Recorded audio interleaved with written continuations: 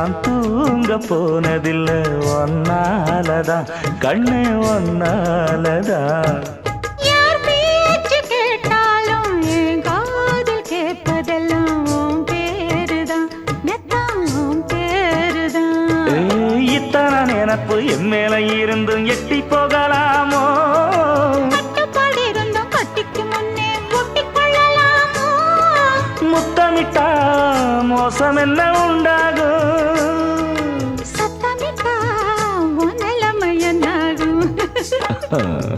புது வளையல அரைச்சு தொண்டையில தான் நினைச்சு மாமா கிட்ட பேச போற மணிக்கணக்கா.